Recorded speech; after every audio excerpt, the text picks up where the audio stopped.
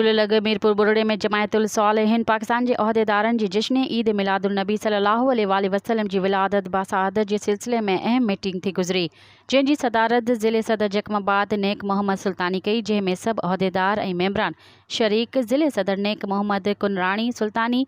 ज़िले joint secretary राजा ग़ुलाम फरीद सुल्तानी, ज़िला information Sikandar Ali भट्टी सुल्तानी, तालका सदर मोहम्मद अली पंवल शिरकत कई। 12 रबीउल अव्वल जे भलारे महीने जे मौक़े ते सभिनी पंहिंजी पंहिंजी राय ॾिनी ऐं जलसा ऐं जुलूसनि जे बारे में ॻाल्हियूं थियूं ऐं ज़िले जे तरफ़ां ख़मीस 11 रबीउल अव्वल ते रैली कढी वेंदी, जेका 3 बजे जकमाबाद खां शुरू थींदी, जेका 5 बजे ठुल सरदार ज़ुल्फ़िकार अली सर्किट जे पेट्रोल पंप ते इस्तक़बाल कयो वेंदो ऐं सभु यूनिटुनि वारा हिते गॾु थींदा। पोइ हिन साल